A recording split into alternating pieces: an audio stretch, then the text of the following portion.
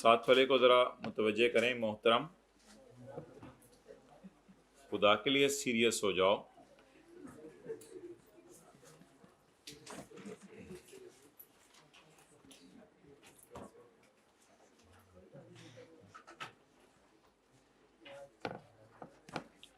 अच्छा जी, आज की हमारी डिस्कशन ये है कि अगर आपको सड़क के ऊपर आवारा कुत्ता मिला तो बिस्मिल्लाह, क्या हाल है भाई, खैरियत से हैं? अगर आपको सड़क के ऊपर आवारा कुत्ता मिला तो क्या ये भी बायोलॉजिकल एसेट है या नहीं है, और क्या इस पर IS-41 लगता है या नहीं लगता, क्या ये लिविंग एनिमल है या नहीं है। अच्छा, अगर आवारा है तो भी लिविंग एनिमल है, अगर आवारा नहीं है, पालतू है, तो भी। तो सवाल ये है कि ये जो आवारा या पालतू कुत्ते होते हैं, इसमें क्या ऐसी, ये कुत्ते ही होते हैं ना? तो हाँ, अच्छा, तो आई होप कि कल वाली क्लास तो आप लोगों ने ली होगी ना, किसी ने घर में भी ली है, हाथ खड़ा कर दें जरा, कल वाली क्लास में। हाँ, ली। आवारा या पालतू कुत्ते होते हैं तो क्या इनके ऊपर IS-41 लगता है या नहीं लगता, ये आज का हमारा सवाल है, जिसको मैं कह सकता हूं IS-41 का हम डिस्कस करने लगे हैं स्कोप। माय डियर, उसके लिए आपको साथ वाले की बुक के पेज 631 पे आना पड़ेगा। अपनी बुक की फिक्र ना किया करें, साथ वाले की ज्यादा फिक्र हो तो साथ वालों की फिक्र करता है, अपनी तो कर ही लेता है।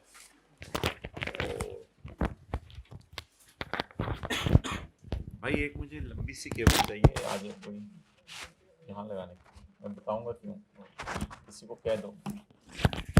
अच्छा,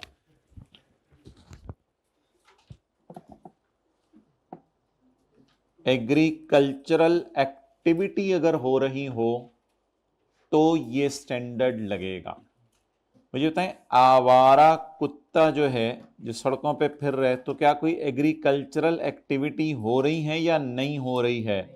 क्या पालतू डॉग अगर है तो एग्रीकल्चरल एक्टिविटी हो रही है या नहीं हो रही है? इसके लिए हमें एग्रीकल्चरल एक्टिविटी की डेफिनेशन पढ़नी पड़ेगी ब्रो। थोड़ा छुरी थल्ले सा ब्रीदिंग। स्टैंडर्ड कहता है अगर तीन में से कोई एक काम हो रहा हो तो ये स्टैंडर्ड लगेगा, और अगर कोई चौथा काम हो रहा होगा तो ये स्टैंडर्ड क्या है, स्टैंडर्ड के बड़े भी नहीं लगेंगे। कहते हैं अगर एनिमल आपने बड़ा करके बेचने के लिए रखा हुआ है, मिसाल अजीब सी आ गई, मादरत, अगर एनिमल आपने बड़ा करके बेचने के लिए रखा हुआ है, जैसे आप बकरी खरीदें तो वो चलते चलते बकरा, सॉरी, अगर आप बकरी खरीदें तो चलते चलते बड़ी बकरी बन जाए, तो भी ये एग्रीकल्चरल एक्टिविटी है। Agricultural activity is the management, ये एक मैनेजमेंट है ऑफ अ बायोलॉजिकल ट्रांसफॉर्मेशन। यहां बायोलॉजिकल ट्रांसफॉर्मेशन, इसमें क्या हो रही है, बायोलॉजिकल ग्रोथ हो रही है इसमें। अच्छा, क्या ये ग्रोथ को हम मैनेज कर रहे हैं, मैनेज चारा खिला के? भाई थोड़ी सी टेंशन चाहिए आप लोगों की। Agricultural activity is the management of biological transformation. इसमें क्या हो रही है, ब्रैकेट में लिखा हुआ है मैंने, सच एज बायोलॉजिकल ग्रोथ। क्या इसको हम मैनेज कर रहे हैं? कैसे? चारा खिला के, इसको रिक्वायर्ड टेम्परेचर देके, चारा खिला के, इसका ध्यान रख के, सर्दी में कंबल डाल के, गर्मी में AC में बिठा के, ऑफ अ बायोलॉजिकल एसेट। मकसद क्या है सबके पीछे के, गधे को हमने क्या करना है, बेचना है, लोगों के लिए इस सवारी के तौर पर इस्तेमाल होगा। ओके, एग्रीकल्चरल एक्टिविटी, ये देखें, ये ऊपर गया हुआ है, ये पता नहीं क्यों इधर पहुंचा हुआ है, एग्रीकल्चरल एक्टिविटी। कभी कभी माय डियर ऐसा भी होता है कि वो थम्स अप करिए। अच्छा, ये चाहती मारी है फील, ये डरा रही है, छोड़ें यार, बेबीज पे फोकस करें, ये तो बड़े हो गए हैं, बड़े हो गए बंदा खराब हो जाए। Agricultural activity is the management of biological transformation, reproduction. Feel कर रहे हैं? जब ये तूते तो ये निकले, ये तूते गए ये निकलते गए। माशाल्लाह माशाल्लाह। इधर कितने थे? 1 2 3 4 5 6 7, 1 2 3 4 5 6, ये पहले गए हैं 2। तो agricultural activity is the management of biological, इधर कौन सी बायोलॉजिकल ट्रांसफॉर्मेशन हो रही है? रिप्रोडक्शन। और इधर कौन सी बायोलॉजिकल ट्रांसफॉर्मेशन हो रही थी? ग्रोथ। और इधर क्या हो रही है? बेबीज प्रोड्यूस हो रहे हैं of a biological asset. Biological asset यहां पे हेन है। For the purpose of creating additional biological asset. अगर आपने सेल करने के लिए जानवर रखे हुए हैं तो भी ये क्या है? Agricultural activity. अगर आपने सेल करने के लिए नहीं रखे हुए, बेबीज के लिए रखे हुए हैं, एडिशनल बायोलॉजिकल एसेट। अच्छा, ऐसा तो प्लांट्स, उसमें तो नहीं ऐसा होता ना, प्लांट एंड मशीनरी में, फर्नीचर में, कि कुर्सी और सोफे को छोड़ के गए थे, टेबल पैदा हुई थी। अजीब सी बात है। आगे चलें। Agricultural activity. अच्छा, कई दफा ऐसा होता है ना हम इसको बेचते हैं ना इससे बेबीज आते हैं, बल्कि हमने इसको एग्रीकल्चरल प्रोड्यूस के लिए रखा होता है। इसको एग्रीकल्चरल, फोकस कीजिएगा, इसमें से बोतलें नहीं निकल रही, इसमें से तो। Agricultural activity is the management of biological transformation. किसकी biological transformation? Of a biological asset for the purpose of harvesting agricultural. Harvest का मतलब कल क्या बताया था? डिटैच करना, अलग करना। Detachment of agricultural produce from, बस खत्म। It is the scope of IS 41। Number 1, क्या आपने जानवर सेल के लिए रखे हुए हैं? जी, IS 41 लगेगा। क्या आपने जानवर, जानवरियां पैदा करने के लिए रखे हुए हैं? जी, IS 41 लगेगा। क्या आपने जानवर उससे वूल या दूध लेने के लिए रखे हुए हैं? जी, तो आप पे IS 41 लगेगा। तो भाई अब आवारा कुत्ते तो किसी ने रखे ही नहीं होते, इनकी ग्रोथ कोई बंदा मैनेज कर रहा होता है मोहल्ले में, कोई ऐसी दूध पिला दे वो अलग डिस्कशन है। इनकी ग्रोथ मैनेज कर रहा होता है? नहीं। और क्या ये किसी बंदे ने सेल के लिए रखे होते हैं या ये आवारा फिर रहे हैं? तो आवारा कुत्तों पे ये स्टैंडर्ड। अच्छा, अब पालतू पे आ जाए, पालतू पे, तू पे आ जाए। तो पालतू कुत्ता सेल के लिए रखा हुआ है? नहीं नहीं। दूसरा, हाँ अगर आप रख लें तो एक रखें, 2 रखें, 3 रखें सेल के लिए, वो फिर और बात है। तो पालतू कुत्ता सेल के लिए रखा हुआ है? नहीं। क्या आपने, भाई वो पहले समझ लो, ये वाला बाद में समझ लेना। सीए हो रहा है इधर, सीए सीए सीए करा रहे हैं तुझे, सीए। पालतू कुत्ता सेल के लिए रखा हुआ है?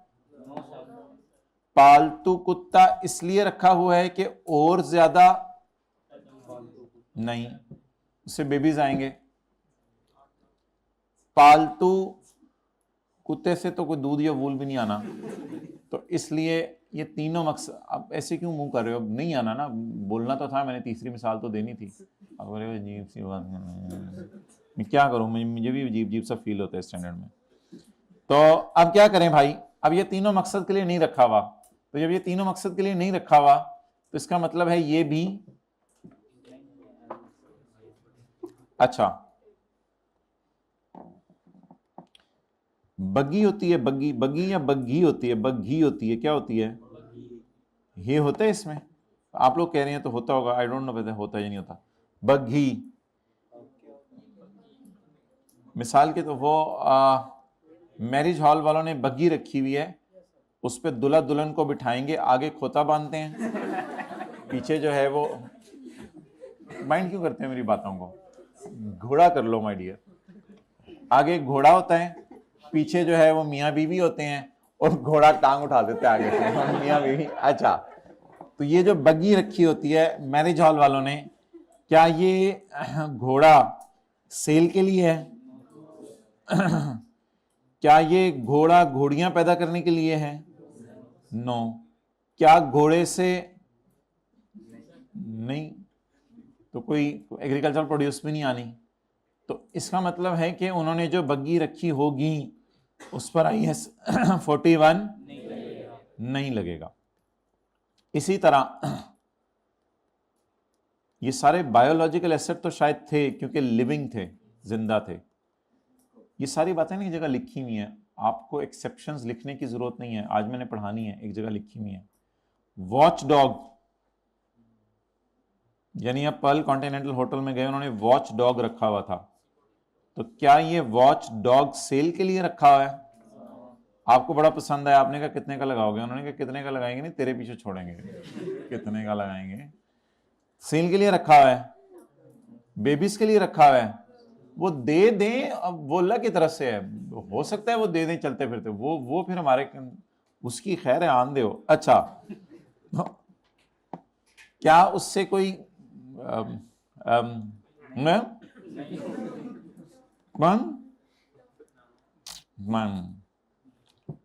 तो फिर भी इसके ऊपर भी ये स्टैंडर्ड नहीं लगेगा। तो इसकी कई एग्जांपल्स दी जा सकती हैं। जू के अंदर एनिमल्स हैं, उस पर भी IAS 41 नहीं लगेगा। वाई? हाथी सेल के लिए रखा हुआ है जू वालों ने, एडिशनल बायोलॉजिकल से आ जाए वो तो अल्लाह की तरफ से, रखे तो इसलिए नहीं होते ना। सुबह उठे आया हो आप क्या करेंगे उसे? ये तो नहीं कहेंगे तूने क्यों दिया। अच्छा, हाथी से कोई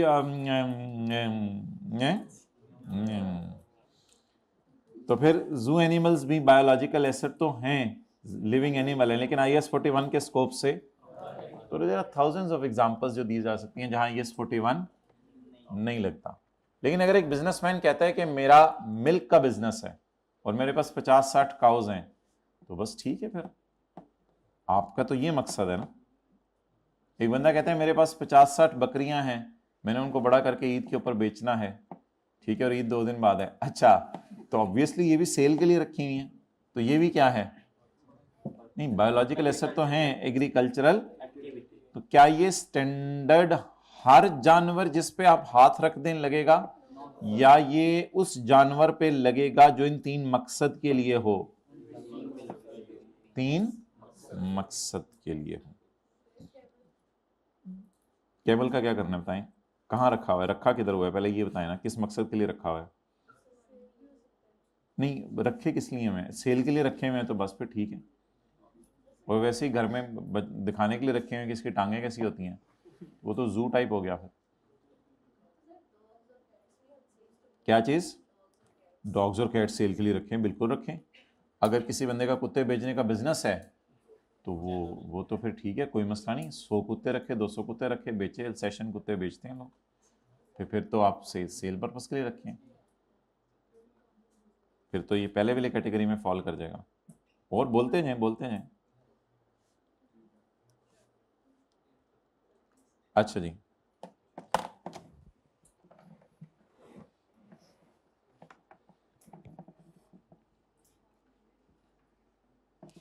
वैसे you can't totally rely, but मैं वैसे ही ज़रा for the sake of discussion आपसे बात कर रहा हूँ कि ऐसे ही मिसाल के तौर पे हम सवाल लिख के देख रहे हैं, I have dogs, I share करने चला गया, I have dogs for sale, ठीक है जी।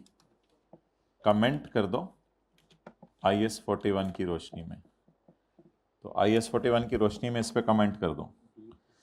तो under IAS 41 agriculture, animal like dogs may fall under its scope only if they are classified as biological asset that are part of agricultural activity. IAS 41 defines biological asset as living, है वो ज्यादा ही हो गया, पेड़ में तो बुरा बना गया। तो IAS 41 defines biological asset as living animals और plants. Dogs qualify as living animals, so technically yes. Agricultural activity. IS 41 to apply, dogs must be a part of an agricultural process, manifest sale or breeding or production of agricultural produce. If you are breeding dogs for sale or reproduction, then IS 41 may apply. भाई ये सवाल का जवाब था। आपने किस purpose के लिए रखे हुए हैं? सेल के लिए रखे हुए हैं। तो डॉग ब्रीडिंग बिजनेस है जिस बंदे का, you raise puppies to sell, तो that's why you will apply IS 41. Okay, चलें जी, छोड़े पर हम तो पता नहीं डी ट्रैक हो गए थे। वापस आए, अपना सीए करें।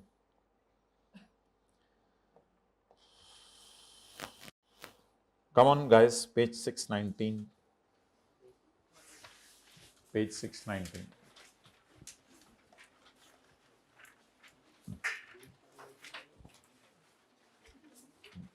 जज़ाकल्लाह भाई।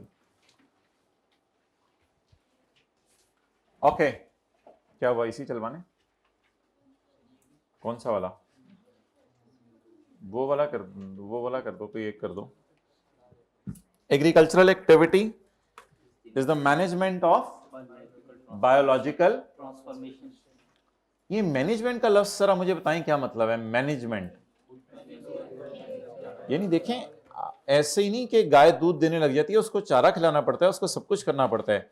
ऐसी नहीं हैन जो है वो अंडे देने लग जाती है, उसको कोई रिक्वायर्ड एटमॉस्फेयर टेम्परेचर देना पड़ता है, उसको कोई माहौल देना पड़ता है जिसके अंदर वो परफॉर्म करे। तो इसलिए मैनेजमेंट का लफ्ज जरा तीनों जगह देखें आ रहा है। मैनेजमेंट जरूरी है। तो agricultural activity is the management of biological transformation such as biological growth. Biological transformation एक पूरा लफ्ज है, मैं इंशाल्लाह पढ़ाऊंगा थोड़ी देर में। बायोलॉजिकल ट्रांसफॉर्मेशन, तो ट्रांसफॉर्म से आपको मतलब समझ आ रहा है, वैसे ग्रोथ हो रही है इसकी। तो agricultural activity is the management of biological of a biological asset for the purpose of cell.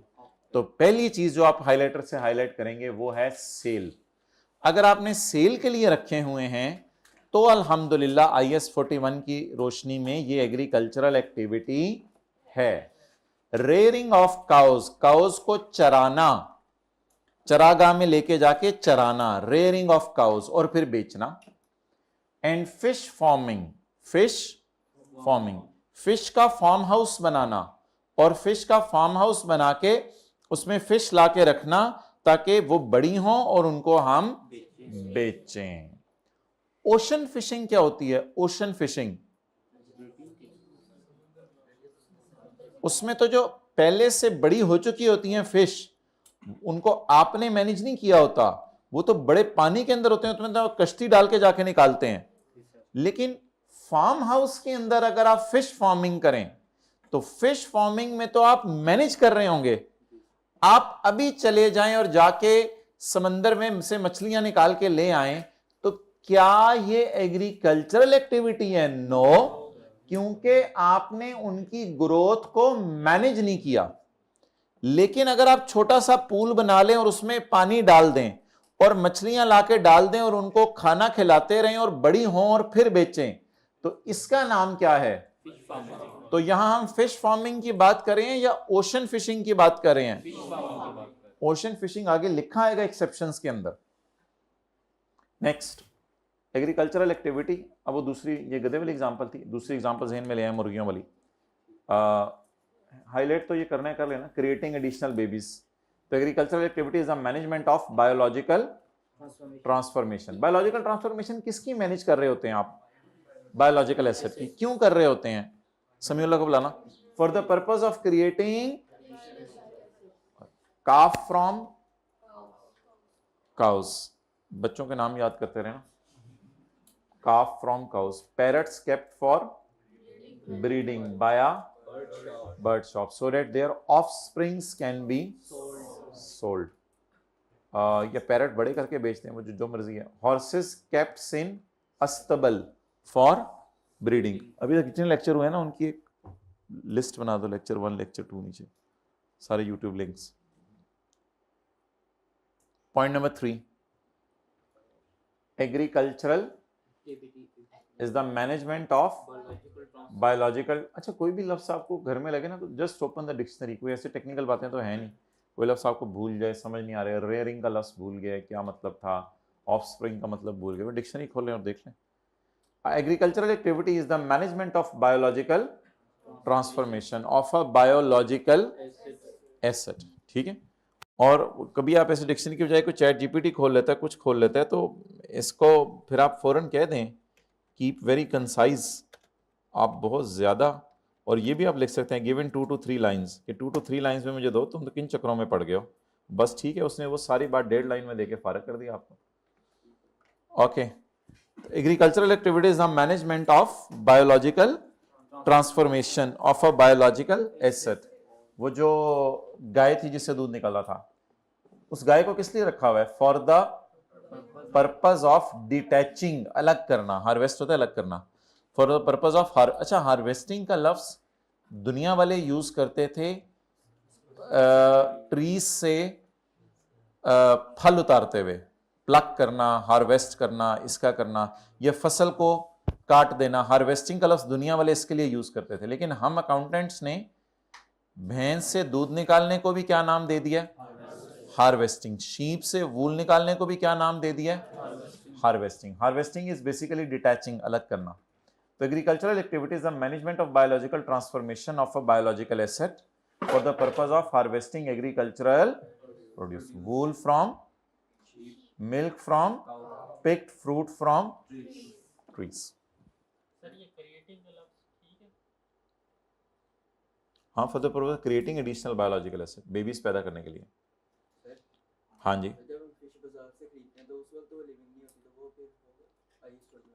नहीं, आप फिश बाजार से खरीदते हैं ना, उसने तो मकसद उसको सेल के लिए रखा होता है, तो उसके एंगल से बात हो रही है ना। अगर उस नहीं, वो उसके लिए तो लिविंग ही रही है ना सारा अरसा। अब उसने पानी से निकाल लिया, मर गया, आपको बेच रहे, वो तो सेल ही कर रहा है। Agricultural activity covers a diverse range of activities. अब उसने एग्जांपल्स दे दी हैं थोड़ी थोड़ी। Covers a diverse range of activities, for example raising live stock, बड़े करना जानवरों को, फॉरेस्ट्री, जंगलात बनाना और फिर दरख्त और सारा, एनुअल और परनियल क्रॉपिंग।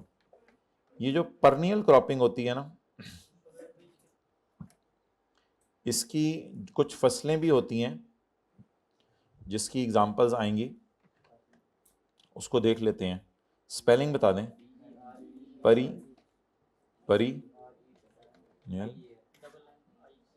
क्रॉपिंग। अच्छा जी, एक होती है कौन सी cropping?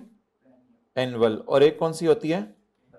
Growing plants that live for more than 2 years। कुछ ऐसे होते हैं जो साल के अंदर ही, मिसाल के तौर पे आलू है, मेरा नहीं ख्याल, आलू जो है 2-2, 3-3 साल लगे रहते हैं। आलू आप जो है वो लगाते हैं और लगाने के बाद जो है वो उसको 2-4 महीने 6 महीने में उतार लेते हैं। चारा होता है भैंसों के लिए, वो आप लगाते हैं तो 3 साल बाद उगना शुरू होता है, तो जल्दी जल्दी उगता है और उसको उतार लेते हैं। लेकिन परनियल क्रॉपिंग क्या होती है? जो आम तौर पे ग्रो करे प्लांट्स को फॉर मोर देन एंड, अच्छा example given mango trees, grape vines, उसने एग्जांपल्स दी हुई हैं। तो एनुअल क्रॉपिंग वाले भी एग्रीकल्चरल एक्टिविटी में गिरेंगे, आलू वगैरह, और जो परनियल क्रॉपिंग वाले हैं 2 साल 3 साल बाद चीजें देना शुरू करते हैं, वो भी एग्रीकल्चरल एक्टिविटी में गिरेंगे, इससे कोई फर्क नहीं पड़ता। कल्टीवेटिंग ऑर्चर्ड्स, बाग, प्लांटेशंस, पौधे लगाना। फ्लोरिकल्चर, उसको क्या कहते हैं? फूल होता है ना, floriculture. And aquaculture including fish farming. Certain common features exist with in this diversity. कहते हैं ये जहां भी चले जाओ, चाहे आलू लगा रहे हो, चाहे आप जो है वो क्या कहते हैं दूध निकाल रहे हो भैंस से, चाहे बकरियों को बड़ा करके बेच रहे हो, चाहे फलों से सेब निकाल रहे हो, इन सब में देखो 3 चीजें आपको कॉमन मिलेंगी। ये जितनी मैंने आपके सामने एग्जांपल्स दी ना, इनमें 3 चीजें कॉमन मिलेंगी। ये चीजें चेंज होती हैं, वक्त के साथ साथ बड़ी होती रहती हैं। उस चेंज को आप क्या कर रहे होते हो? मैनेज। और फिर अकाउंटिंग में उसकी मेजरमेंट भी कर रहे होते हो, पहले कितने की थी और आज कितने की है। तो कहते हैं ये जो एग्रीकल्चरल एक्टिविटी है जितनी भी, चाहे गधे बड़ा होने वाला, चाहे बेबीज वाली, चाहे जो है वो दूध वाली, उन तीनों में आपको ये तीनों बातें मिलेंगी। एंड लिखा हुआ ना माय डियर, इसने इसमें तीनों बातें मिलेंगी, सर्टन कॉमन फीचर्स आपको मिलेंगे with in this diversity. Diversity का क्या मतलब है? बड़ा डाइवर्सिफाइड डेफिनेशन है, बहुत ज्यादा चीजें इसने इस बिजनेस में डाल दी हैं। हाँ, कुछ चीजें हमने निकाल के बाहर भी फेंक दी हैं इस एक्टिविटी से, लेकिन बहुत सी तो डाल दी हैं हमने इसमें। Capability of change, animals and plants are capable of biological transformation, change होती है, इनकी ग्रोथ होती है। नेक्स्ट, मैनेजमेंट, अच्छा, चेंज की कैपेबिलिटी तो इनमें है, लेकिन चेंज को हम चारा वगैरह खिला के क्या करते हैं? मैनेज करते हैं। Management facilitates biological transformation. Biologically जब एनिमल ट्रांसफॉर्म हो रहा हो तो हमारी तरफ से की गई मैनेजमेंट उसको हेल्प करती है, वरना तो बेचारा कभी सर्दी लग रही होगी, सूख रहा होगा, कभी बीमारियां आ रही होंगी तो परेशान हो जाएगा। तो मैनेजमेंट हमारी तरफ से उसको संभालना, अल्लाह की तरफ से निजाम है, हम जानवरों को संभाल रहे हैं, तो मैनेजमेंट उनकी फैसिलिटेट्स करती है ट्रांसफॉर्मेशन को बाय इनहेंसिंग और एटलीस्ट स्टेबिलाइजिंग। इनहेंस ना भी हो रहा तो कम से कम स्टेबल रहते हैं अपनी जगह पे, stabilising conditions necessary for the process to take place. For example nutrient levels बढ़ते हैं, moisture, nutrient levels, moisture, temperature, fertility and light वगैरह, ये जब हम मैनेज करते हैं तो जानवर बड़ा खुश होता है और बड़ी खुशी से जो है वो माशाल्लाह गोश्त भी बढ़ता है, सब कुछ होता है। Such management distinguishes agricultural activity from other activities. ये वजह है जिसकी वजह से बाकी एक्टिविटीज और इन एक्टिविटीज के अंदर फर्क है।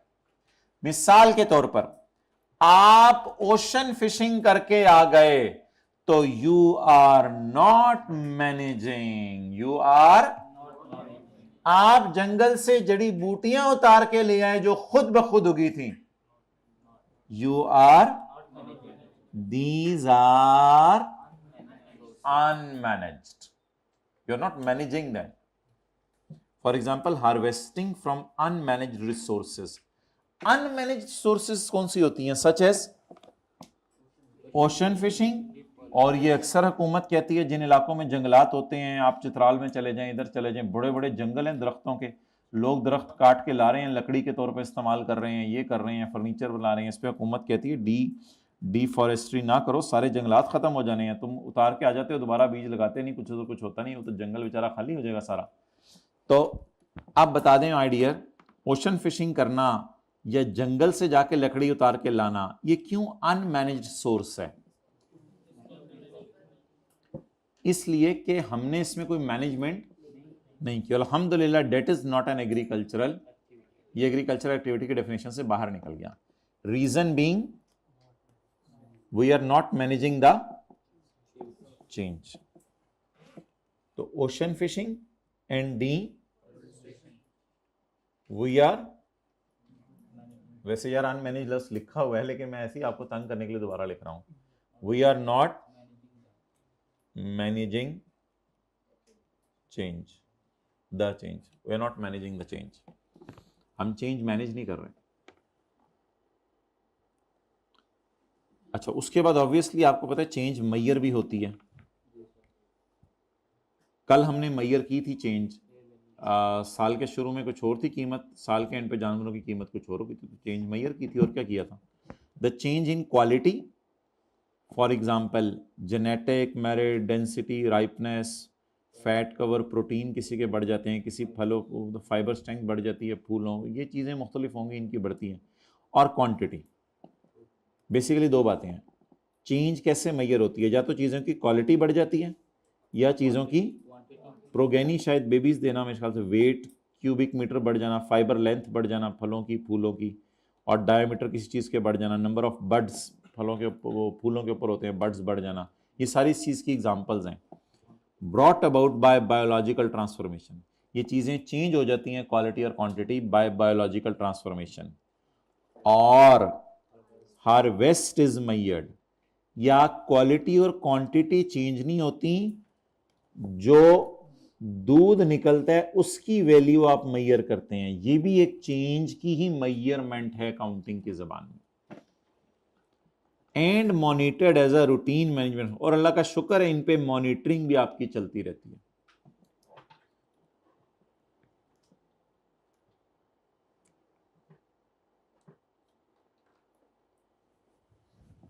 या तो बायोलॉजिकल ट्रांसफॉर्मेशन की वजह से क्वालिटी और क्वांटिटी चेंज होती है बायोलॉजिकल एसेट्स की, या बायोलॉजिकल एसेट जानवर उसी जगह रहता है, उससे जो वूल निकलती है उससे मेजर किया जाता है।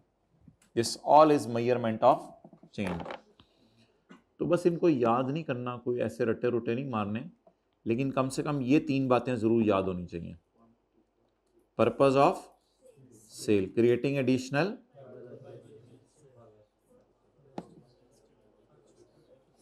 हार्वेस्टिंग। मिसाल के तौर पे ऐसे ही आपसे लॉजिक मांगे कि why zoo animals does not fall under IS 41, तो आप लिख के आएंगे zoo animals are not for the purpose of sale, they are not for the purpose of creating, they may create additional but they are not kept for additional, creating additional, and from them उसके अंदर से कोई harvesting नहीं हो रही, हम उसकी management कुछ नहीं कर रहे। अच्छा, know what is biological transformation? Biological transformation को देख लेते हैं। अच्छा जी,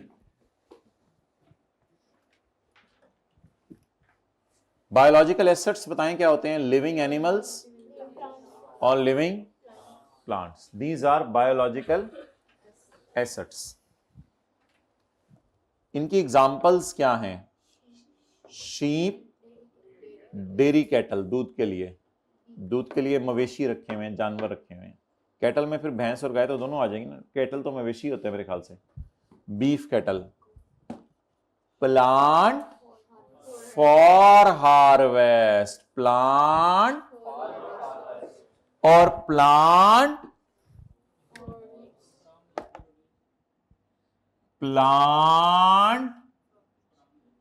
from which produces harvested।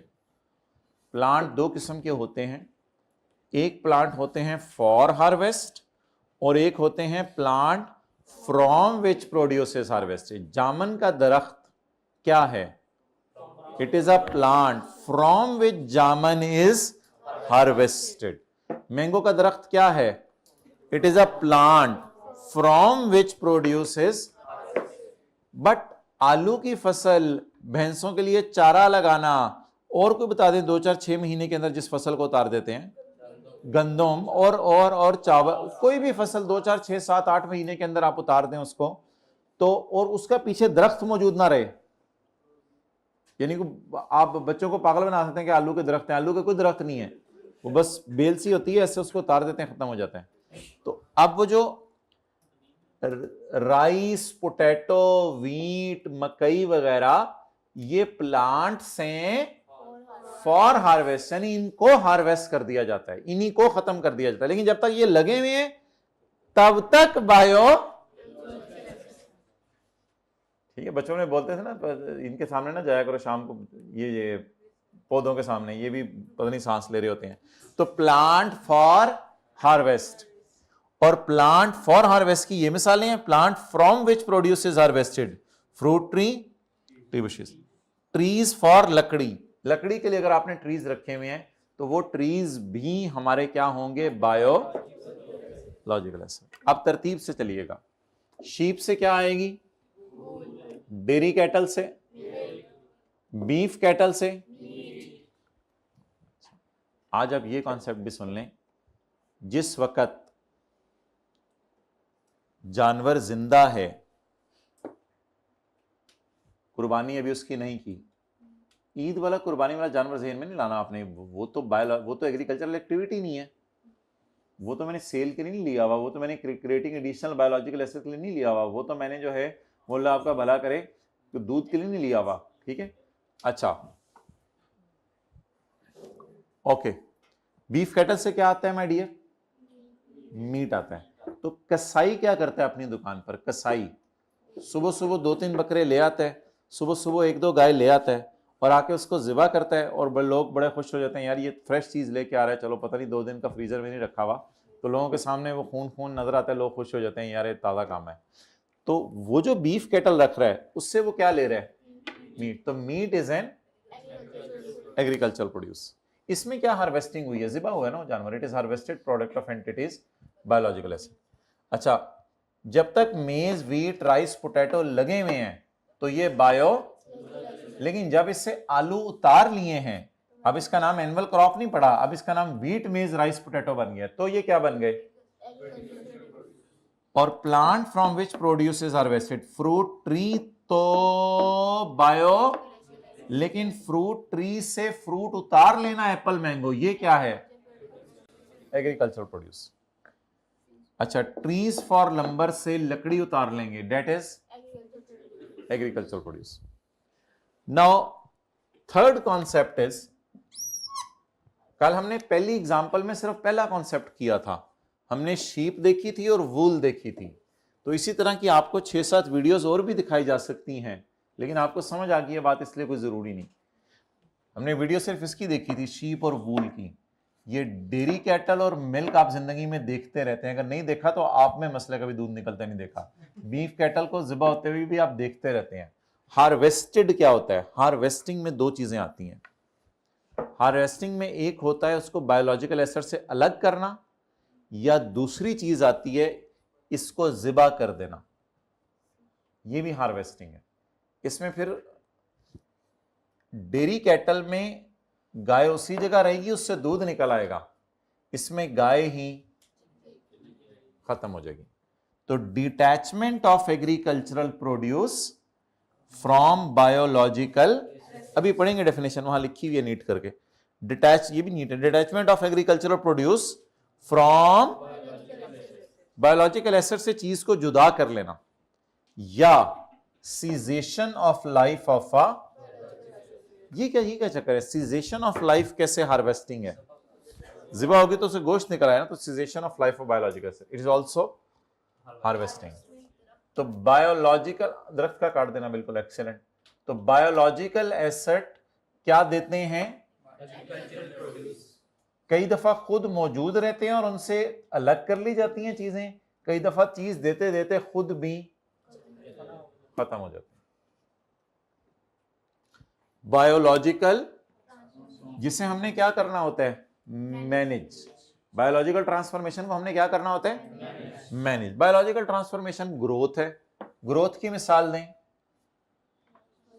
calves grow in cows. Production, cow give sheep, sheep के सही स्पेलिंग है, हाँ, sheep give wool, tree give fruit. Degeneration, degeneration, sheep में डबल ई आता है, स्पेलिंग सही नहीं है, ये देख के दिल कह रहा था कि सही नहीं है, आप लोगों ने पता नहीं क्यों कह दिया सही। डीजेनरेशन, डीजेनरेशन होता है decrease in quantity through death और कट डाउन। प्रोक्रिएशन और प्रोडक्शन, काव्स आर, नए बेबीज पैदा होना, डेट कॉज चेंज इन, अच्छा ये डेट का लफ्ज ना सबके साथ मिल रहा है, 1 2 3 4 के साथ सबके साथ मिल रहा है। तो that cause change in quantity और क्वालिटी ऑफ, और एग्रीकल्चरल एक्टिविटी की डेफिनेशन आपको पढ़ाने की जरूरत नहीं है। एग्रीकल्चरल एक्टिविटी में एक बात है सेल, और दूसरी बात है क्रिएटिंग एडिशनल बायोलॉजिकल एसेट्स और हार्वेस्टिंग एग्रीकल्चरल प्रोड्यूस। तो bio is a living animal और a living plant, it is harvested product of entities biological asset. Harvest करना दो तरीके से होता है, या अलग कर दें या जानवर ही खत्म कर दें। और बायोलॉजिकल, ये जरा याद कर लें, ये नई चीज है। ग्रोथ, ग्रोथ होता है बड़े हो जाना, प्रोडक्शन मींस उसमें से कोई चीज नहीं, बेबी तो शायद इसने ना, या अच्छा यहां भी फिर स्लैश प्रोडक्शन लिखा हुआ है, यहां भी प्रोडक्शन लिखा हुआ है, इधर रिप्रोडक्शन आएगा सब में, रिप्रोडक्शन, ठीक है, रिप्रोडक्शन में बेबी डालें, इधर प्रोडक्शन लिखा हुआ है। प्रोडक्शन से क्या मुराद है? Cow give milk, sheep give, tree gives fruits, and degeneration cut और डेथ, और प्रो, बहरहाल ये चारों लफ्ज़ उधर लिखे उधर से पढ़ लेते हैं। ये तो ऐसी एक थोड़ी सी पिक्चर आपके सामने रखनी थी, कोशिश करेंगे इसकी तस्वीर आज के नोट्स में अटैच कर दें। अच्छा जी, पढ़े my dear. Bio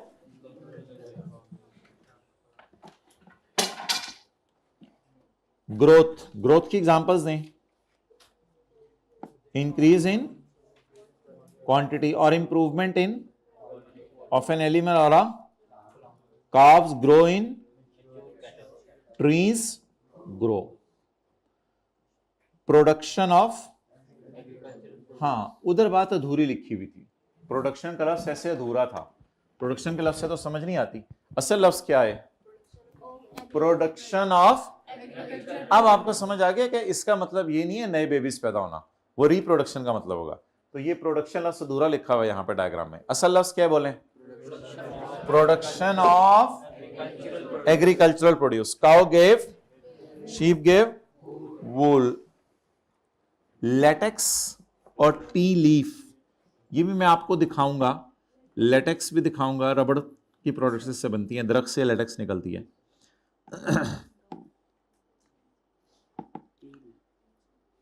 Degeneration, decrease in quantity or deterioration in quality of animal or plant. Decrease in quantity may be through death or cut down या old age की वजह से death. Procreation or creating of additional living animals or plants. Calves are born. ये सारी चीजें क्या हैं भाई? ये तो आवारा कुत्ते में भी होती है, आवारा कुत्ते भी ग्रो होते हैं। ये क्या चक्कर हुआ, ये तो आवारा कुत्ते भी ग्रो होते हैं, हम मैनेज नहीं कर रहे होते। एग्रीकल्चरल एक्टिविटी होने के लिए बायोलॉजिकल ट्रांसफॉर्मेशन जरूरी है या बायोलॉजिकल ट्रांसफॉर्मेशन का मैनेज करना जरूरी है? बायोलॉजिकल एसिड क्या होता है? लिविंग एनिमल और लिविंग प्लांट। एग्रीकल्चर प्रोड्यूस क्या होती है? Harvested product of entities, milk from cows, meat from cow, eggs, fruits from trees, wood, log from trees. हार द अलग करना of a produce from a bio और cessation of biological. तो ये ना जरूर एमसीक्यूज में आ सकता है। जैसे उधर आपने 3 कॉन्सेप्ट याद रखे हैं ना, sale, creating additional biological assets, harvest. इधर 2 कॉन्सेप्ट याद रखें, detachment of produce and cessation of biological assets like. कोई तीसरी चीज हार्वेस्टिंग नहीं है।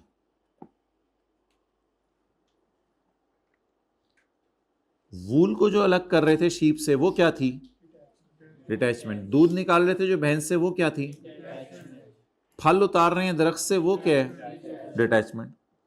A group of biological asset is an aggregation of similar living animals और प्लांट्स। ग्रुपिंग बहुत जरूरी होती है माय डियर।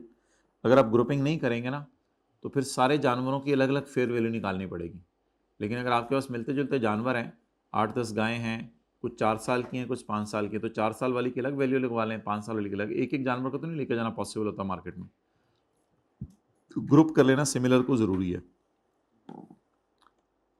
एक फार्मर के पास फील्ड ऑफ लैम्स है। लैम्स क्या होती हैं बताएं? वही sheeps. As the lambs grow, जैसे बड़ी होती हैं, they go through biological transformation. इनमें कौन सी हो रही है फिलहाल? ग्रोथ। एज अ शीप, अल्हम्दुलिल्लाह वो शीप बन गई हैं, they are able to procreate and procreate लफ्ज पढ़ा है प्रोक्रिएशन, एडिशनल बेबीज पैदा होना। तो they go through as sheep they are able to procreate and lambs will be that are called an additional. कल भी पैदा हुआ था, कल के सवाल में, मेहनती वाले सवाल में। And the wool from the sheep provides a source of revenue for the farmer. इसको एग्रीकल्चरल प्रोड्यूस कहेंगे at the point of harvest, और 1 सेकंड बाद इसका नाम इन्वेंट्री पड़ जाएगा। Once the wool has been sheared from sheep, IS2 requires that it be accounted for as a regular। उतारते हुए इसका क्या नाम? अगले सेकंड में इन्वेंट्री। बियर प्लांट एक बिल्कुल इंडिपेंडेंट कॉन्सेप्ट है। ये वो सारी बातें जो मैं आपसे सुबह से पूछ रहा हूं। Are all biological assets covered under IS 41? No. If animal is held in zoo और पार्क फॉर रिक्री, तो फिर सेल के लिए नहीं है, बेबीज के लिए नहीं है, और वो उसके हार्वेस्टिंग के उससे कोई चीज नहीं निकलनी, एग्रीकल्चर प्रोड्यूस नहीं निकलनी। वॉच डॉग्स इन पर्ल कॉन्टिनेंटल होटल, ये एग्जांपल्स हैं नो की। कार्ट हॉर्सेस फॉर बग्गी जिसे हमने कहा था। पीकॉक केप्ट बाय रेस्टोरेंट किस लिए है? Peacock kept bye restaurant, restaurant तो पीकॉक ज़िबा करके नहीं खिलाने के लिए रखा हुआ, वो ऐसे ही सजावट के लिए रखा हुआ है, ठीक है। तो सजावट के लिए अगर किसी ने कोई रखी हुई है चीज़ें तो वो तो सजावट के लिए, नॉट फॉर सेल। ये क्या होता है? Mules kept for transportation of luggage by tourist company. तो अगर एक टूरिस्ट कंपनी है और वो K2 और माउंट एवरेस्ट तक लेके जाती है लोगों को, तो उसके लिए जानवर वगैरह उन्होंने रखे हुए हैं सामान लेके जाने के लिए, तो वो जानवर उन्होंने सेल के लिए रखे हुए हैं। वो अच्छा देखें, अब ये आपको लग रहा है कि वो जानवर तो बिल्कुल IS 41 में आने चाहिए माय डियर, क्योंकि वो जानवर हैं और वो उनके बिजनेस में हेल्प कर रहे हैं और सारा ज़बरदस्त। लेकिन IS 41 का स्कोप लिमिटेड है ना, उसका स्कोप सिर्फ ये है कि या तो सेल के लिए रखो, वो नहीं रखे हुए हमने, या एडिशनल बायोलॉजिकल एसिड के लिए रखो, वो भी नहीं रखे हुए, हार्वेस्ट के लिए भी नहीं रखे हुए हमने। उनको किस लिए रखा हुआ है? For transportation. अब उनके लिए मेजर सोर्स ऑफ रेवेन्यू है उनसे किराया आना, बट किराए के लिए रखना नहीं है। हाँ, कल कल आपको स्टैंडर्ड ब्रॉड हो जाए, एग्रीकल्चरल एक्टिविटी में आ जाए कि अगर जानवरों को आप किराए के तौर पे इस्तेमाल कर रहे हो, चाहे मैरिज हॉल में किराया ले रहे हो इनको चला के, चाहे सड़कों पे किराया ले रहे हो, वो फिर और बात है, फिर स्टैंडर्ड का स्कोप बढ़ जाएगा।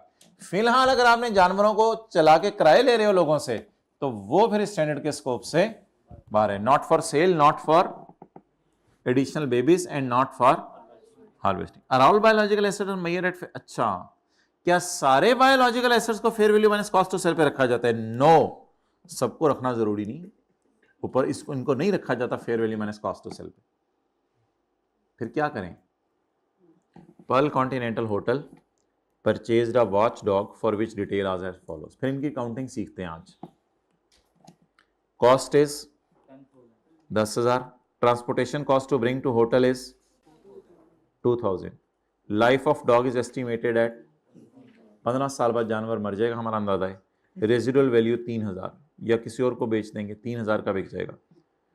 तो भाई इस पे इस कुत्ते के ऊपर IS 16 लगेगा, इस डॉग के ऊपर क्या लगेगा माय डियर? IS 16। कॉस्ट बता दें,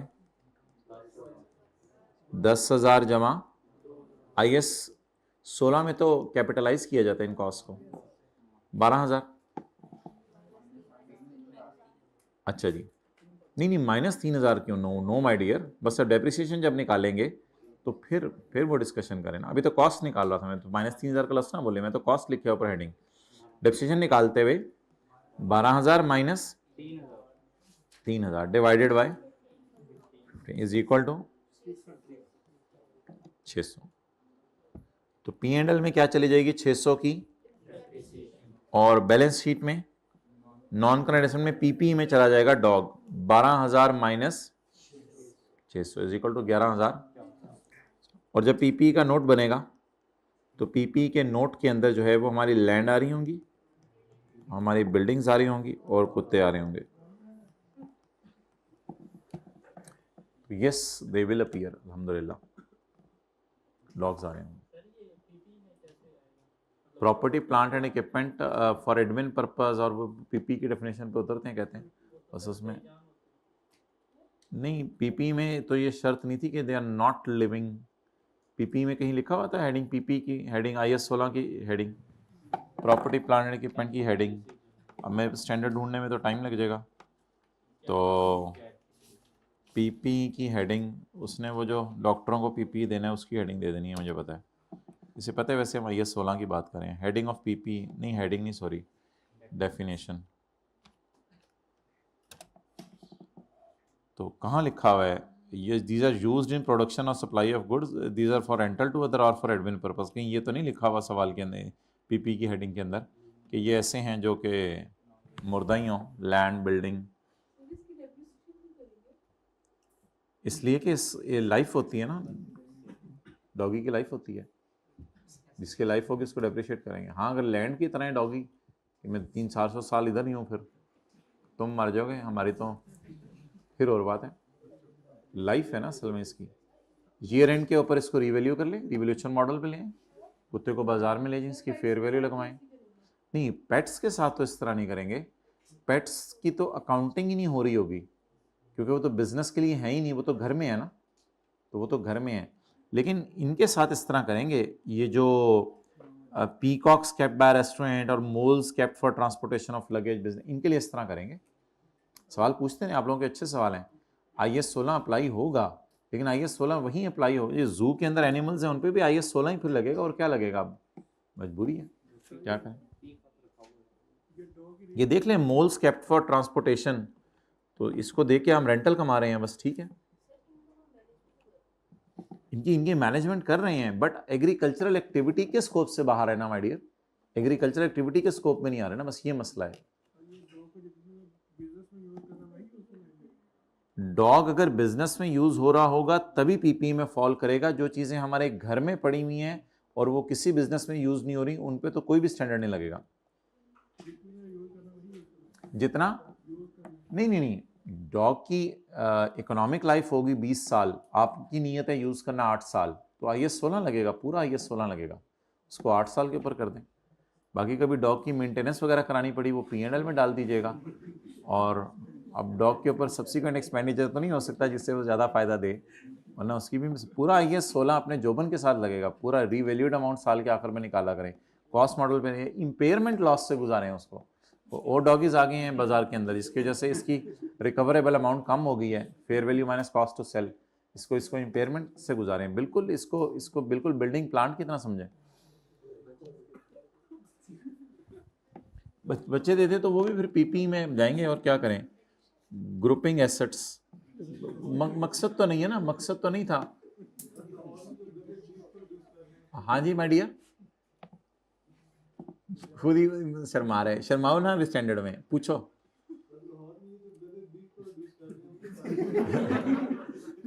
लाहौर में भाई, अगर आप कह रहे हैं भाई सड़क पे पकड़ के कोई गधा, ये चाइना वालों को हमने बेच दिया, अगर वो हमने गधे फिर एक तो सड़क से पकड़े हैं, फिर तो वो अनमैनेज्ड हैं, ठीक है, वो तो फिर स्टैंडर्ड से बाहर है स्कोप से। और अगर वो हमने गधे खरीद लिए हुए और हमारे पास पड़े हुए हैं बहुत ज़्यादा, और जाएं कहीं तो गधे ही गधे नज़र आते हैं, और वो फिर सेल के लिए रखे हुए हैं, वो तो फिर बिजनेस है हमारा, वो तो फॉर ग्रोथ आ जाएंगे।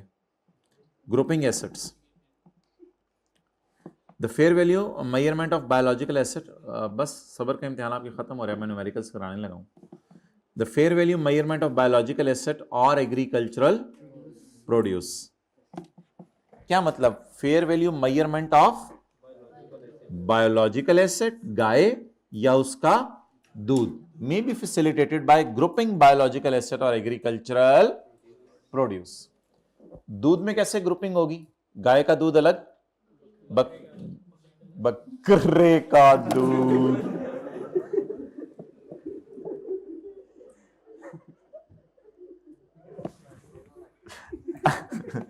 नहीं हो जाता है। The fair value of biological asset और agriculture produce may be facilitated by grouping biological assets और agricultural produce according to a significant attributes. अच्छा, ये सिग्निफिकेंट एट्रीब्यूट्स वो होने चाहिए जो कि मार्केट में यूज होते हैं। सिग्निफिकेंट एट्रीब्यूट्स वो होने चाहिए जो मार्केट में यूज होते हैं। मिसाल के तौर पे आप अगर कोई उनके एट्रीब्यूट्स कर दें, वो एट्रीब्यूट नहीं कंसिडर होंगे। जो गाय जो है वो आपने साथ वाले कमरे के अंदर रखी हुई, उनका नाम गुज्जर रख दिया है, जो गाय आपने इस कमरे में रख दी है उनका नाम प्राचा रख दिया, ये तो आपके बनाए हुए एट्रीब्यूट्स हैं। मैं मिसाल दे रहा हूं, जानवरों को आपने बरादरियों का नाम देने शुरू कर दिए, प्राचा नंबर 1 गाय आ गई है, प्राचा नंबर 2 गुज्जर नंबर 3। अगर आपने खुद उनके नाम रख दिए हैं, वो नाम नहीं है कि खुद आपने नाम रख दिया ये शीदे वाली गाय है, शीदा नंबर 1, शीदा नंबर 2, शीदा नंबर 3 शीदे से खरीदी थी, ये एट्रीब्यूट्स नहीं है। एट्रीब्यूट्स वो होने चाहिए जो मार्केट में है। मार्केट में क्या एट्रीब्यूट्स होते हैं, मार्केट में एट्रीब्यूट्स होते हैं कि अफ्रीकन का हुआ या पाकिस्तानी का हुआ है। मार्केट में एट्रीब्यूट्स होते हैं 4 साल उम्र है या 5 साल उम्र है। मार्केट में जिस तरह चीजों को अलग अलग किया जाता है उस तरह ग्रुपिंग करने की इजाजत है। जिस तरह आपकी बेगम चाह रही है कि ये वाली गायें साइड पे कर दें, इनके सोने सोने बाल हैं, और ये वाली गायें साइड पे कर दें, इनके कोजे कोजे बाल हैं, तो सोने बाल कोजे बाल गायें सारी अलग हो गई, ठीक है, मैं से सोने बालों वाली गाय के साइड पे जाया करूंगी। तो ये एट्रीब्यूट्स नहीं है, ये आपकी बेगम के बनाए हुए एट्रीब्यूट्स हैं। अच्छा जी, तो may be facilitated by grouping biological assets and agriculture according to significant attributes, for example age or quality. An entity selects the attributes corresponding to attributes used in our house, used in market as a basis for pricing. अच्छा, is it possible कि biological assets are attached to land? Biological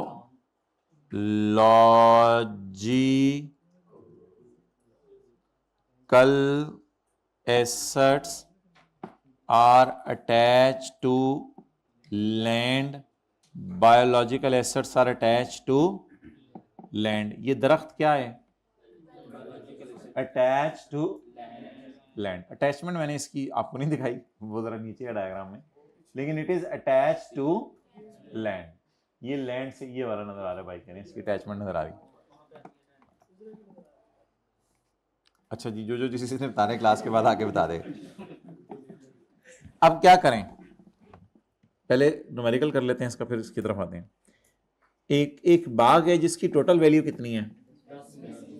10 million. इसमें land भी है और बाग भी है. यही वाला जहन में रख ले जो हमने डायग्राम में देखा था. तो इसमें लैंड भी है और बाग भी है. Fair value of land is, अच्छा अभी एथिक्स के अगले 2 सफ़े लेने ना आपने इस संडे को. ईद में तो एथिक्स फ़र्क करके आ जाना, मुझे बताया आप लोगों ने पढ़ा है नहीं और वो करके आ जाएंगे. इसे कहते हैं कि इससे पहले की तैयारी करिए. ये तो कमाल है. वैसे सच्ची बताएं, 1-1.5 सफ़ा किसने याद कर लिया हुआ है? वो well done, really appreciate. An orchard has a total value of 10 million, जिसमें लैंड भी है और बाग भी है.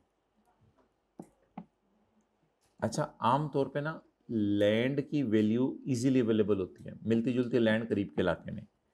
इसमें लैंड है 4 मिलियन. आप बता दें 10 मिलियन टोटल वैल्यू है, इसमें लैंड है 4 मिलियन, तो फिर दरख्तों की वैल्यू क्या होगी? तो what is the value of orchard? तो अगर कभी कोई बंदा आके कहे लैंड समेत पूरा बाग मैं 10 मिलियन का आपसे लेता हूं, तो उसमें से लैंड की वैल्यू माइनस कर दें, दरख्तों की वैल्यू बाकी होगी. आमतौर पे दरख्तों की वैल्यू निकालना मुश्किल होता है, लैंड की वैल्यू निकालना आसान. तो टोटल बाग अगर कोई खरीदे 10 का, उसमें से माइनस कर दें लैंड की value. Biological assets are often physically attached to land. जैसे गाय होती है, लैंड के साथ अटैच हुई होती है, अलग ही नहीं हो रही होती. नहीं, बोंगी है ये, बिल्कुल बोंगी मिसाल है ही नहीं. वो चल रही होती है लैंड के ऊपर, वो अटैच नहीं होती लैंड से. ठीक है. For example trees in plantation forest, there may be no separate market for biological. हो सकता है दरख्तों की इतनी मार्केट अवेलेबल ना हो, that are attach to land, but an active market may exist for combined. लेकिन अगर आप पूरा बाग बेचें लैंड समेत, तो उस बाग की शायद लोग मार्केट वैल्यू निकालते हों. Please focus again. There may be no separate market for biological asset. दरख्त की हो सकता है मार्केट वैल्यू ना हो, that are attach to land, but an active market may exist for combined asset. लेकिन कई लोग आके जमीन और दरख्त की इकट्ठी कीमत लगा देते हो, फिर क्या करेंगे? That is raw land and land improvement. Land improvement आपने पढ़ा हुआ टेक्स्ट के अंदर, सड़कें वगैरह land improvement. Raw land and land improvements as a package, यानी कि उसमें बाग भी है. कितनी चीजें हैं? 3 चीजें समझ लें. बायोलॉजिकल एसेट भी हैं, लैंड भी हैं और सड़कें भी बनी हुई हैं. अब क्या करें फिर? फिक्रा दोबारा पढ़ लेना, क्या ऐसे परेशान क्यों हो रहे हैं? Biological assets are often physically attached to land. There may be no separate market for biological. दरख्त की मार्केट में कीमत नहीं पता चल रही, they're attach to land, but an active market may exist for the combined asset. में क्या क्या आएगा? दरख्त आएंगे और रॉ लैंड आएंगे. An entity may use information regarding the combined asset. Combined asset की इंफॉर्मेशन क्या थी? 10 million. To measure the fair value of biological asset. तो 10 को यूज करके बायोलॉजिकल एसेट की निकालने की कीमत कैसे? For example the fair value of raw land may be deducted from the fair value of combined asset. What is the fair value of raw land? What is fair value of combined Bagh? To arrive at the fair value of bio, एक को दूसरे में से deduct कर दें, बाहर आपको fair value निकल आएगी. A farmer wishing to value an apple orchard in circumstances where there is no separate valuation for Bagh from that of land on which it is grown would value it at a combined fair value of land and orchard. combined कितनी है? combined minus कर दें इसमें से land की, जवाब क्या आ गया? 6.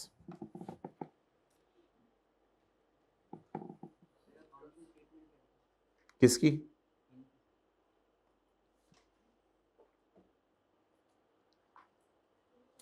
अकाउंटिंग ट्रीटमेंट ये है कि इस पे तो पीपी लगेगा ना, और ये जो बाग होगा इस पे ना अभी डिस्कशन है. एक कॉन्सेप्ट आपको पढ़ाना है बियरर प्लांट, फिर उसके बाद मैं इसकी ट्रीटमेंट बताऊंगा. जी कल की क्लास हमने ली थी, उसमें पहले मुझे ये बता दें कि किसी भी एसेट को किताबों में रखते कब हैं? जब उसकी प्रोबेबल हो के और कॉस्ट कैन बी मेजर्ड. ये IAS 16 में भी पढ़ा था, IAS 38 में भी पढ़ा था. इस स्टैंडर्ड ने दो चीजें नई ऐड की हैं. इस स्टैंडर्ड ने पहली चीज ऐड की आपका कंट्रोल हो. हालांकि बाय डिफॉल्ट सारे एसेट्स पे कंट्रोल आपका होता ही, एसेट होता ही हुआ जिस पे आपका कंट्रोल हो. और कंट्रोल के बारे में मैंने IAS 38 में ये बताया था कि दूसरों को जब आप इस्तेमाल करने से रोकें अपनी चीज, तो इसका मतलब है आपका क्या है? कंट्रोल है. तो रिकॉर्डिंग क्राइटेरिया कितने हैं? 3. नंबर 1 चीज पे कब्जा हो और प्रोबेबल हो के फ्यूचर में बेनिफिट आने हैं. गाय है उस पर कंट्रोल भी है, फ्यूचर में बेनिफिट भी आने हैं. फेयर वैल्यू और कॉस्ट कैन बी मेजर्ड. इस स्टैंडर्ड ने एक लफ्ज नया ऐड किया, या तो उसकी फेयर वैल्यू पता हो या जितने का खरीदा है वो पता हो. अब यहां इसने ये दो लफ्ज क्यों इस्तेमाल किए हैं ये मैं आपको बता दूंगा. दो लफ्ज क्यों इस्तेमाल किए हैं, फेयर वैल्यू और cost. In agricultural activity, agricultural activity क्या होती है? Sale, creating additional biological asset, agriculture produce. Control may be evidence for example by legal ownership of a cattle and the branding or otherwise marking the cattle on acquisition. Marking means branding और marking का मतलब ये होता है कि जिस इलाके में बहुत ज़्यादा जानवर हों और गांव के अंदर हर एक के पास जानवर हों, तो कुछ लोग जैसे अपने बर्तनों के ऊपर नहीं नीचे नेल पॉलिश लगा लेते हैं कि दूसरों के घर जाने हैं वापस आ जाएंगे, तो ये होती है ब्रांडिंग और मार्किंग. आप कोई पेंट वगैरह लगा देते हैं अपने जानवर की खाल के ऊपर ताकि पता चल जाए ये हमारा जानवर है, या कुछ तो खुदा ना खास ऐसे को पंच कर देते हैं चीज़, उसके जानवर को भी नुकसान पहुंचाते हैं ताकि ये पता हो कि ये जो है वो कुक्का जानवर ने पहना हुआ है, ये अंगूठी जानवर ने पहनी हुई है. तो इस किस्म के कोई अगर आप हरकत कर दें तो वहाँ से पता चल जाएगा ये आपका जानवर है. वरना जानवर के कोई लीगल डॉक्यूमेंट बनने तो बड़े मुश्किल है ना. ये बकरी की को LDA के दफ्तर ले जाओ और बकरी की रजिस्ट्रेशन करवाओ, चेक कराओ इसको एरिया, इस तरह तो मुश्किल है. तो फिर या तो आप उसकी कोई ब्रांडिंग कर दें या मार्किंग कर दें ऑन एक्विजिशन, खरीदते हुए या पैदा होते ही उसके ऊपर पेंट कर दें. और वीनिंग, वीनिंग मेरे ख्याल से खोदने को कहते हैं, नाम खोद के लिख दें, ये क्या होता है? Weaning. Weaning the process of gradually transitioning a young animal from mother's milk to solid food. It marks the point when the animal becomes less dependent on the mother. छोड़े आगे चले. The future benefits are normally assessed by measuring the significant physical attributes. अच्छा, future benefits कैसे पता चलेंगे जानवर से? Future benefits कैसे पता चलेंगे जानवर से? जल्दी बताएं. Normally assessed by measuring the significant physical attributes. Physical attributes देख के future benefits हैं. Physical attribute क्या है? बड़े होगा या दूध देगा, ये सारे physical attributes हैं. अच्छा, इस स्टैंडर्ड में ये बड़ी मजे की बात है, चाहे इनिशियल मेजरमेंट है चाहे ये सारी ही होनी है किसके ऊपर? फेयर वैल्यू माइनस तो इस स्टैंडर्ड में ये बड़े मजे हैं, ठीक है। तो इसका टाइम हुआ तो पढ़ लेंगे और नहीं तो छोड़े पड़े। A biological asset shall be measured on initial recognition and at end of each balance sheet date at its fair value minus, except where the fair value cannot be measured. अगर उसकी फेयर वैल्यू पता नहीं चल रही तो फिर और मसला है, फिर और बात है। अगर उसकी फेयर वैल्यू पता नहीं चल रही,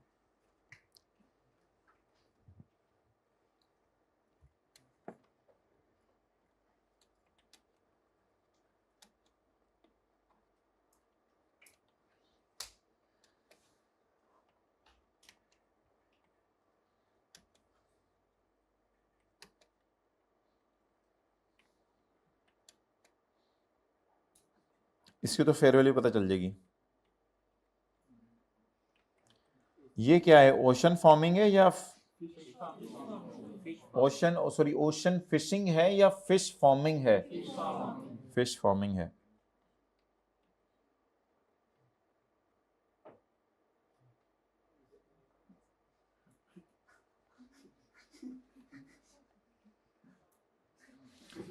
इसकी फेयर वैल्यू जो है ना पता नहीं चलेगी, क्योंकि ये पाकिस्तान में अभी नई नहीं आई है, सिर्फ एक दो बंदों ने मंगवाई है। तो जब आप इसकी फेयर वैल्यू बाजार में पता चलवाने जाते हैं ना, तो बच्चे इसके सींगों पे चढ़ के खेल रहे होते हैं, चुपते हुए तो स्लाइड लो श्यूं। तो अगर कोई ऐसा जानवर आप ले आए जो पाकिस्तान में नया नया हो, तो फिर इसकी फेयर वैल्यू मालूम, तो फिर मजबूरी में हम आने वाले दिनों में, ज़ाहिर बात है बाहर के मुल्क से मंगवाया तो हमने होगा, तो फिर इसकी कॉस्ट को ही क्या ले लिया करेंगे, फेयर वैल्यू। कॉस्ट को ही क्या ले लिया करेंगे, फेयर वैल्यू। तो बेसिकली उसका नाम फेयर वैल्यू नहीं होगा, फिर उसका नाम क्या होगा, कॉस्ट। जानवर को किस पे रखना पड़ेगा हमें, लेकिन कल कला को हो सकता है 2-3 साल बाद देखा देखी हमें बाकी सारे लोगों ने भी ये मंगवाना शुरू कर दिया, थोड़ा IS 38 टाइप बात, यानी एक्टिव मार्केट फिर इसकी बनना शुरू हो गई, तो फिर और बात है, फिर और बात है। वैसे आमतौर पे तो जानवरों की और इन सारी चीज़ों की फेयर वैल्यू पता चल जाती है, लेकिन अगर ना पता चले तो फिर किस पे रखा करेंगे। अब ये लाइन समझ आ गई जो लिखी हुई थी कि इट्स फेयर वैल्यू और cost can be measured reliably. तो except where fair value can not be measured, जब फेयर वैल्यू नहीं पता चल सकी तो फिर मजबूरन किस पे रखेंगे हम, कॉस्ट पे रखेंगे। नहीं नहीं नहीं नहीं, ये नहीं करेंगे हम पाकिस्तान में, नहीं फिर कॉस्ट पे रखेंगे, फिर कॉस्ट टू सेल माइनस नहीं करेंगे।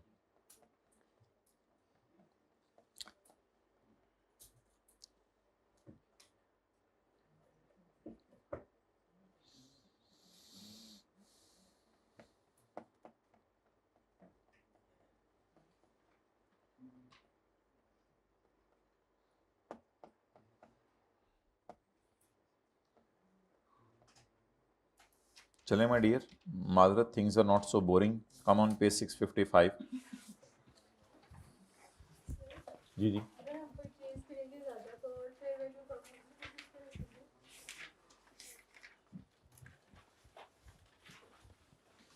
भाई जानवर को हमेशा रखना है आपने fair value minus cost to sell पे, परचेज प्राइस पे नहीं। इधर क्या था, प्रोडक्शन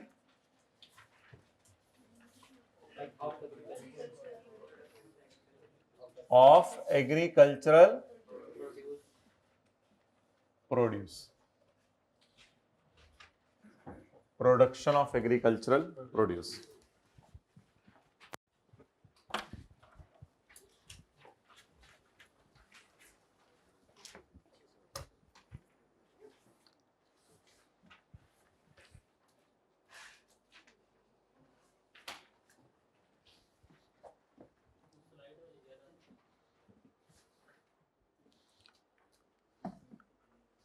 अच्छा जी, अदील लिमिटेड ऑपरेट्स, ओहो यार वो अब दूसरी क्लास के ना शुरू में भी याद कराइएगा, या IS 38 का वो आपको पढ़ने को दी थी डायग्राम, वो कितने लोगों ने की थी, ट्री डायग्राम, कितने लोग आज मेरे साथ ही करेंगे। अदील लिमिटेड ऑपरेट्स अ गोट ब्रीडिंग फार्म। डिसाइड कर लें पहले एग्रीकल्चर एक्टिविटी है या नहीं, फिर आगे चलते हैं। एग्रीकल्चर एक्टिविटी है, goat breeding farm. AL sells goats to local meat businesses हाँ, तो गोट सेल के लिए रखी हुई हैं फिर। And goats milk to cosmetic companies, फिर वो से ब्यूटी प्रोडक्ट्स बनाते हैं, फिर लोग फख्र करते हैं चेहरे पे मैंने गोट का मिल्क लगाया हुआ, देखो कैसा लग रहा है आज। They also use goat milk for making premium cheese for sale. कौन सी चीज बनाते हैं? चीज ही बनाते हैं। चीज कौन सी वाली? पनीर। ऑन यकम मार्च 20Y2 AL bought 10 goats for rupees 25,000 each from a nearby market। ठीक है, दूर ना जाया करो, वैसे डर लगता है। The market broker charges 2% commission from buyer and 3% from। मुझे बताएं इसकी कौन सी कॉस्ट इनकर होगी और कौन सी कभी होगी? 2% हो गई है क्योंकि हम खरीदने गए थे। और अगर हमने आज बेचा नहीं अभी, लेकिन अगर आज बेचना पड़ा तो 3%। अब मुझे बताएं कैश क्रेडिट कितने से करेंगे? 25,000 ज़रब 10 जमा 2%। कैश तो मेरा जेब से इतना गया, कैश किस किस लिए गया होगा? एक गाय खरीदने के लिए गया होगा, सॉरी गोट खरीदने के लिए गया होगा कैश मेरी जेब से, और मैंने खरीदते हुए जो कमीशन पे किया उस वक्त मेरी जेब से कैश गया होगा। लेकिन अगर मैं आज बेच दूं तो कितना कमीशन देना पड़ेगा? 3%। ट्राई करें कल वाला काम। पहली एंट्री क्या करनी है बोले?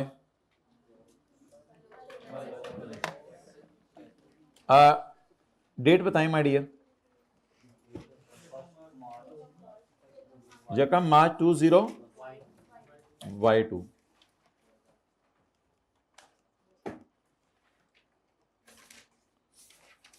अच्छा जी, एंट्री क्या करनी है? अच्छा, अभी मैं पढ़ के आऊं इनिशियल मेजरमेंट और सब्सिक्वेंट मेजरमेंट किस पे होनी है? अगर मेजरेबल हो, और अगर ना मेजरेबल हो तो इधर तो फेयर वैल्यू दी हुई, अल्लाह का शुक्र है, ब्रैकेट में लिखा हुआ है फेयर वैल्यू है जी। आप बताएं, एक वर्किंग की थी, वर्किंग नंबर 1, परचेज कैलकुलेट करें, फेयर वैल्यू बताएं। 10 गोट्स ज़रब जी my dear 250,000 less cost to eight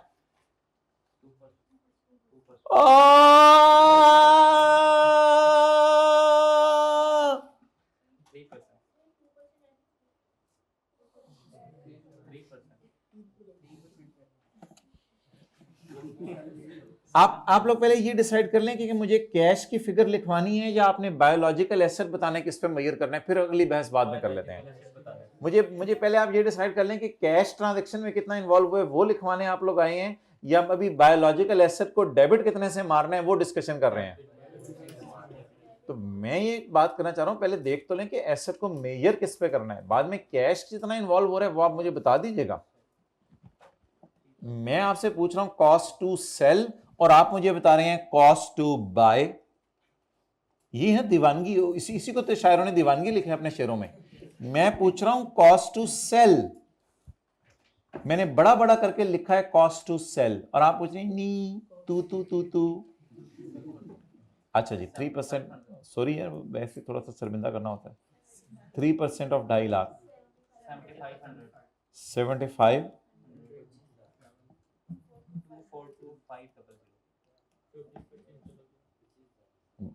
भाइयों निकाल लिया हमने, काफी देर का निकाल लिया हुआ है, सुबह का निकाल लिया हुआ है, बस कर दो अब तुम लोग लिखवाना। 242,5 जी माय डियर, इनिशियल मेजरमेंट किस पे हुआ करेगी?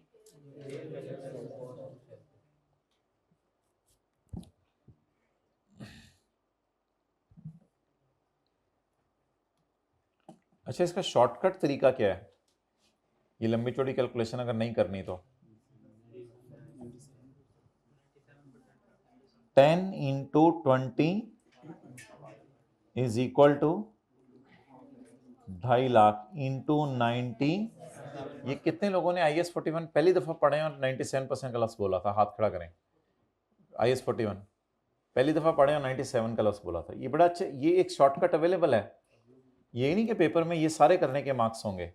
पेपर में अगर आपने ब्रैकेट लगा के इधर लिख दिया ये, तो यू विल गेट 100% मार्क्स। इसके तो मार्क्स कोई नहीं है फेयर वैल्यू लिखने के माइनस कॉस्ट टू सेल लिखने के, फिगर निकालनी होती है असल में। Got the point? तो समझ आई कैसे? असल में जब इसको 97% से मल्टीप्लाई कर देंगे, लेकिन जवाब यही आ जाना है। अच्छा मुझे कैश बताएं कितना गया है? कैश जरा बताएं कितना गया? 2.5 लाख तो निकाल लिया है ना, ये यही से यूज कर लें, थोड़ा सा जरा टाइम सेव कर लिया करें।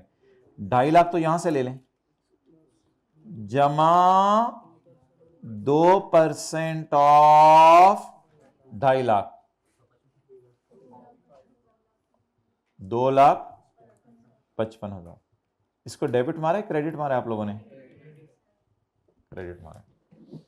एक मसला आया था कल, वो आज भी आ गया। आप इसको करेंगे हल कैसे करें? P&L में इनिशियल रिकॉग्निशन पे जो भी गेन लॉस आएगा वो कहां जाएगा? P&L में। अच्छा आप डिसाइड कर लें पहले आप लोगों ने क्या निकाला करना है पेपर में। अगर आप लोगों ने पहले कैश निकालना है ना, तो कैश निकाल लीजिएगा, लेकिन उसमें फिर सारे खर्चे खरीदने वाले डालिएगा। लेकिन मेरा मशवरा है कि आदत बना लें, सबसे पहले एसेट को मेजर किया करें। एसेट किस पे मेजर होगा? इस स्टैंडर्ड में खरीदने वाली कॉस्ट के ऊपर या फेयर वैल्यू माइनस बेचने वाली कॉस्ट? तो देख लें ये फिगर यूज होगी इन मेजरिंग एसेट और ये फिगर यूज होगी इन मेजरिंग कैश। कैश पे तो कोई लड़ाई नहीं ना, सारे कह रहे हैं 2% दे दिए, 3% फिर कभी देंगे। बहरहाल स्टैंडर्ड में इनिशियल मेजरमेंट पे लॉस आता है, वो निकालें। 12,000, बस आगे कुछ भी नहीं रह गया। 15 जून वाली एंट्री खुद ही कर लें।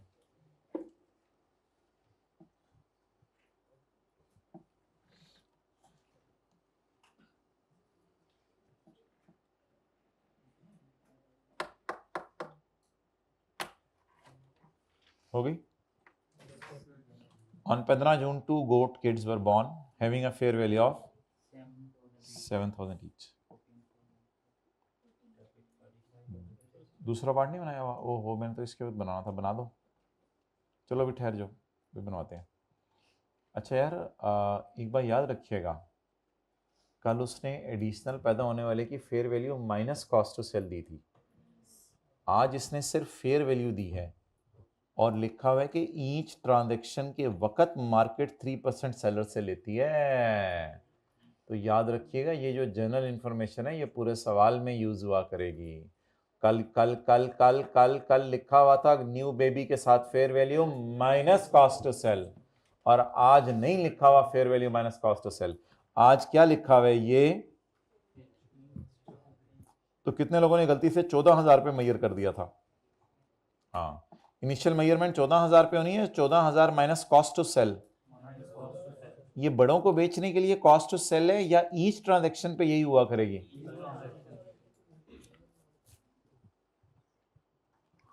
अच्छा जी, यकम 15 जून 20 Y2 जी। बायोलॉजी, अब मैं टाइम सेव कर रहा हूँ, थोड़ा सा BA लिख रहा हूँ।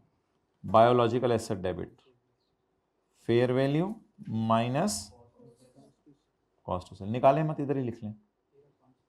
7,000 ज़रब 2 इज इक्वल टू 14,000 माइनस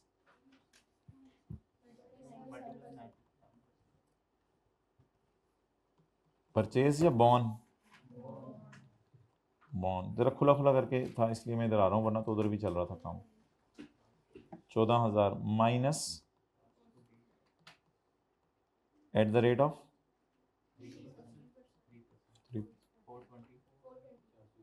14,000 का 3%।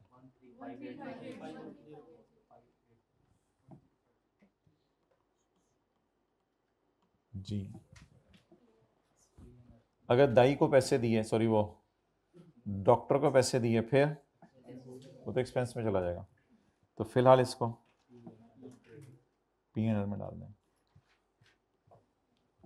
अच्छा यार, वैसे मुझे तो लग रहा है कि ये 14,000 की खुशी मिली है मुझे, लेकिन इतनी अकल तो मेरे में होनी चाहिए ना, जब कभी बेचने जाऊंगा तो 420 का नुकसान नहीं होना है, इसलिए मुझे खुशी तो 13,580 की मिली है ना, तो इसलिए इसको मैयर किया करेंगे fair value minus on 30 June 2002 the year and AL each mature goat has now fair value of 33,000 and each goat kid has a fair value of,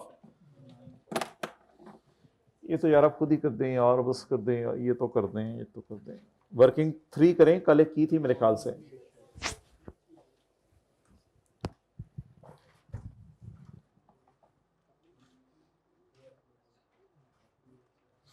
यार वो उसका भी बना दो, टैक्स का भी।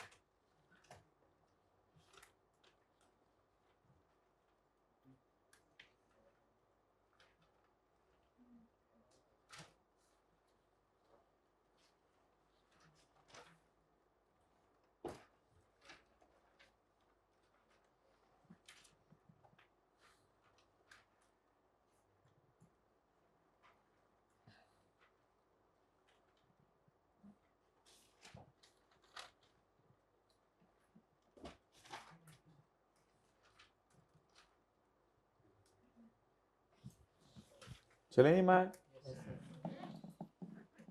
बबलूज बालूज टिंकू सारे डंडे बजे।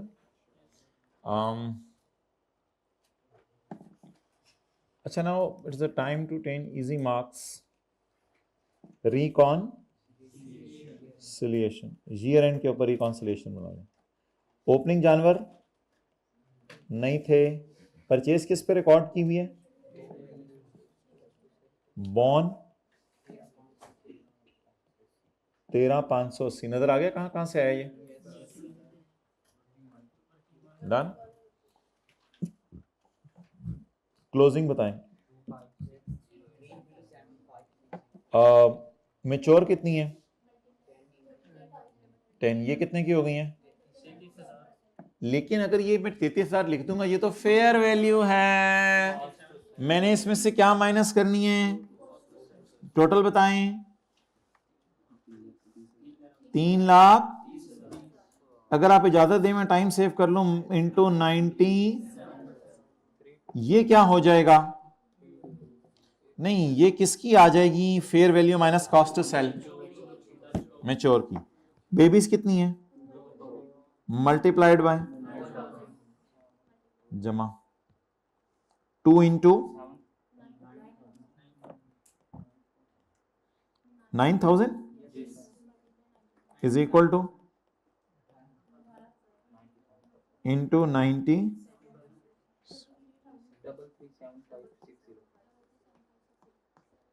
ये फिगर कितने लोगों की सही थी? 337560। हाइब्रिड में हाथ खड़ा करें, कितने लोगों की सही थी फिगर? जी शुक्रिया। 337560। अब गेन लॉस निकालें। 8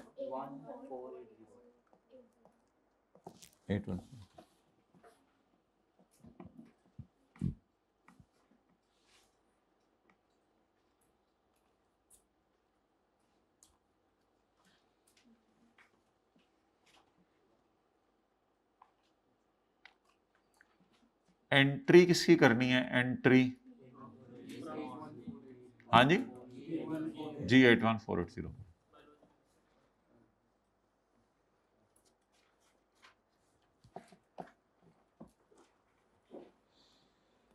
30/9/2000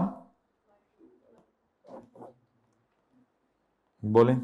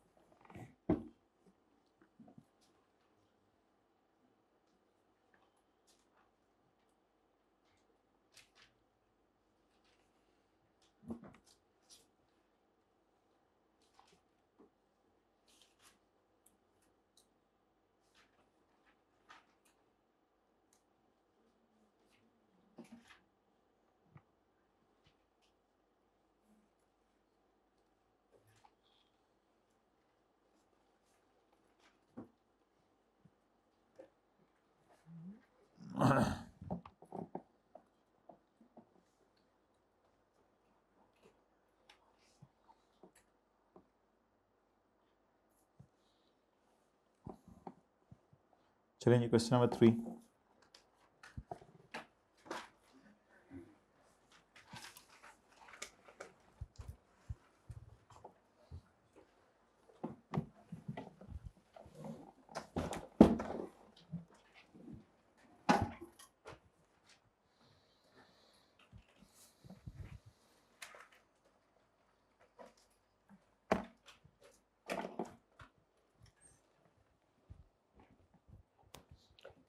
एक दो मिनट पढ़ ले, मैं व्हाइट बोर्ड में टालूं।